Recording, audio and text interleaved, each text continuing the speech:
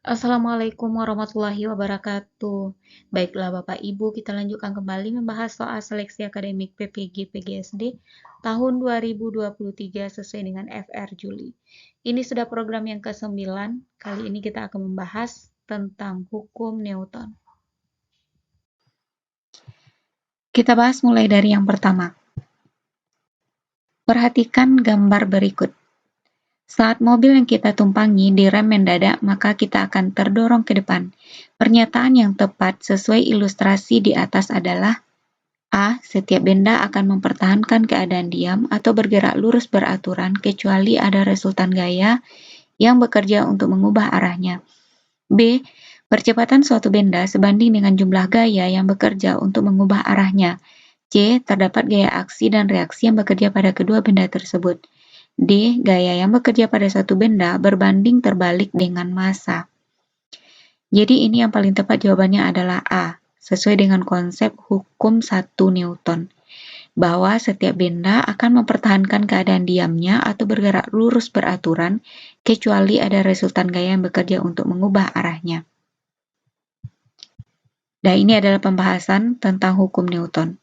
Hukum Newton itu ada 3, hukum 1, 2, dan 3. Untuk hukum 1 Newton bunyinya, setiap benda akan mempertahankan keadaan diam atau bergerak lurus beraturan, kecuali ada gaya yang bekerja untuk mengubahnya. Hukum ini dikenal juga dengan hukum kelembaman atau inersia. Lalu hukum 2 Newton bunyinya, percepatan suatu benda sebanding dengan gaya dan berbanding terbalik dengan massa. Sesuai dengan rumusnya, A sama dengan F per M. Yang ketiga, hukum 3 Newton bunyinya adalah setiap aksi pasti selalu mendapatkan reaksi yang sama besar, namun arahnya berlawanan. Jadi, F aksi sama dengan F reaksi atau gaya aksi sama dengan gaya reaksi. Soal kedua, perhatikan pernyataan berikut. 1. Orang yang menarik ketapel dengan kuat, 2. Orang yang terjun payung, 3. Orang yang mendorong kendaraan rusak, 4. Buah yang jatuh dari pohonnya. Pernyataan di atas yang sesuai dengan hukum 2 Newton adalah A 2, 3, dan 4, B 2 dan 4, C 1, 3, dan 4, D 1 dan 3. Jadi yang benar ini adalah 2 dan 4, orang yang terjun payung dan buah yang jatuh dari pohonnya. Mari kita lihat pembahasannya. Penerapan hukum Newton. Yang pertama, penerapan hukum 1 Newton. Saat naik mobil yang melaju kencang lalu direm mendadak, maka penumpang akan otomatis terdorong ke depan. 2. Ketika mobil berjalan pelan lalu digas mendadak, maka penumpang di dalamnya akan terdorong ke belakang. Penerapan hukum 2 Newton. Pada saat melempar bola secara vertikal ke atas, awalnya bola akan melaju konstan ke atas, lalu melambat dan berhenti akibat adanya gaya gravitasi. Bola selanjutnya akan jatuh ke bumi dengan kecepatan dari massa bola ditambah dengan gaya gravitasi yang mempercepatnya. Kemudian penerapan hukum 3 Newton, ketika kita menembak senapan mendorong peluru ke depan, peluru pun mendorong senapan ke belakang. Kemudian yang kedua, ketika mendayung perahu, pada waktu mengayunkan dayung, pendayung mendorong air ke belakang.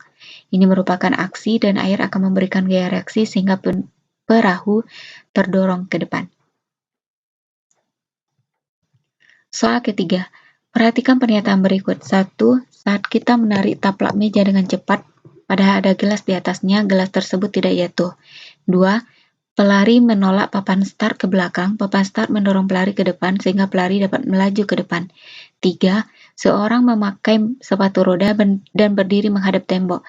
Jika orang tersebut mendorong tembok, maka tembok akan mendorongnya dengan arah berlawanan. 4. Saat bermain kelereng, kelereng yang kecil akan menggelinding lebih cepat dibandingkan kelereng yang ukurannya lebih besar. Pernyataan di atas yang sesuai dengan hukum 3 Newton adalah A1, B2 dan 3, C4, D1 dan 4. Jadi yang termasuk hukum 3 Newton itu adalah 2 dan 3, yaitu ada F aksi dan reaksi.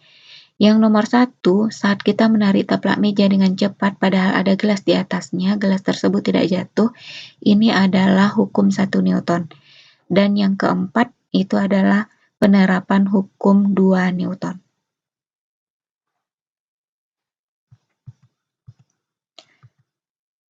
Soal selanjutnya, perhatikan gambar di bawah ini. Jelaskan nama alat di atas dan perubahan energi yang terjadi. A. Kincir angin mengubah energi angin menjadi energi listrik. B. Panel surya mengubah energi matahari menjadi energi listrik.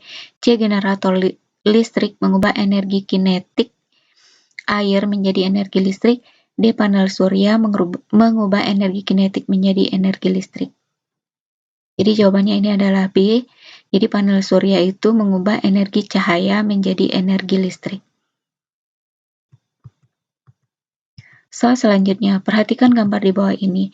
Gaya yang terjadi seperti pada gambar di atas adalah A. Gaya gesek dan gaya gravitasi, B. Gaya pegas dan gaya magnet, C. Gaya otot dan gaya pegas, D. Gaya gesek dan gaya pegas. Jadi jawabannya adalah gaya otot dan gaya pegas. Mari kita lihat, gaya otot itu adalah gaya yang dimiliki oleh makhluk hidup yang berotot, contohnya manusia dengan hewan.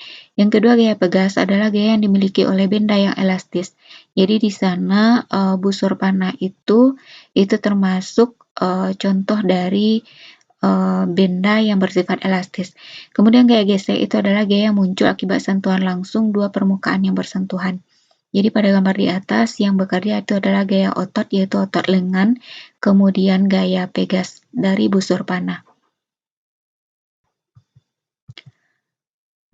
Perbedaan gaung dan gema terletak pada A. Amplitudo dan frekuensi, B. Jarak sumber bunyi dan dinding pantul, C. Nada dan frekuensi, D. Panjang gelombang dan frekuensi. Jadi bunyi pantul, ada gaung dan gema. Perbedaan keduanya adalah yang pertama datangnya bunyi. Kalau gaung hampir bersamaan dengan bunyi asli, sehingga terdengar tidak jelas. Jadi bunyinya itu akan berdempetan dengan bunyi asli. Kalau gema tepat setelah bunyi asli sehingga terdengar jelas. Jarak sumber suara dengan penghalang, kalau untuk gaung yaitu dekat misalnya di gedung bioskop. Kalau gema itu jauh, misalnya antara sumber bunyi dengan tebing pegunungan. Jadi yang membedakan antara gaung dengan gema yaitu terletak pada jarak sumber bunyi dan dinding pantul. Soal selanjutnya. Pada saat turun hujan, Lana melihat kilat di jendela. Beberapa detik kemudian, dia baru mendengar petir. Mengapa hal tersebut bisa terjadi? A. Jarak petir ke pengamat lebih jauh daripada jarak kilat. B. Jarak petir ke pengamat lebih dekat daripada jarak kilat. C. Kecepatan petir lebih besar dari kecepatan kilat. D. Kecepatan kilat lebih besar dari kecepatan petir. Jadi jawabannya ini adalah kecepatan kilat lebih besar dari kecepatan petir. Mari kita bahas. Petir itu termasuk contoh dari bunyi, cepat rambatnya di udara yaitu 340 meter per sekon. Sedangkan kilat itu termasuk cahaya, kecepatan rambatnya di udara yaitu 300 juta meter per sekon. Sebenarnya petir dan kilat itu muncul bersamaan, namun karena kecepatan rambat kilat jauh lebih besar daripada petir, maka kilat akan terlihat lebih dahulu, baru disusul oleh petir. Soal selanjutnya, berikut ini adalah sifat-sifat cahaya. 1. Sedotan yang tercelup ke air sebagian akan tampak bengkok. 2. Berlian yang tampak berkilau. 3. Penggunaan teropong untuk melihat benda langit. 4. Dasar kolam yang tampak dangkal. 5. Penggunaan spion motor untuk melihat objek di belakang kendaraan. Pernyataan di atas yang menerapkan prinsip pembiasan cahaya adalah A. 1, 2, dan 4, B. 3, 4, dan 5, C. 1, 2, dan 3, D. 1, 3, dan 5. Jadi jawabannya adalah 1, 2, dan 4.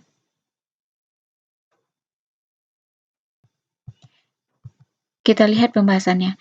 Pembiasan cahaya. Salah satu sifat dari cahaya adalah dapat dibiaskan. Pembiasan cahaya adalah suatu peristiwa pembelokan arah rambat cahaya.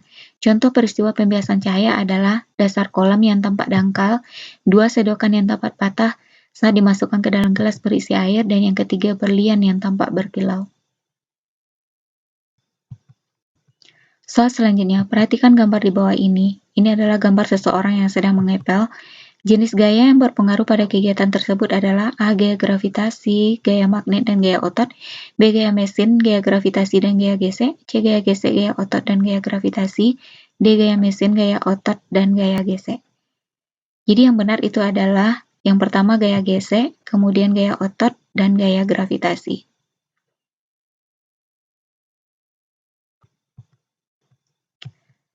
Soal terakhir, perhatikan gambar di bawah ini. Mengapa rol plastik dan sisir plastik dapat menarik sobekan kertas? Jadi ini jawabannya adalah karena Saat plastik digosok dengan kain wol atau dengan rambut kering, akan terjadi perpindahan elektron dari kain wol atau rambut kering ke plastik, sehingga plastik akan bermuatan negatif karena sudah kelebihan elektron. Akibatnya, dia dapat menarik sobekan kertas kecil yang bermuatan positif. Demikianlah Bapak Ibu, video kali ini semoga bermanfaat dan semoga Bapak Ibu lulus pretest PPG tahun ini. Amin amin ya robbal alamin. Demikian saja, Assalamualaikum warahmatullahi wabarakatuh.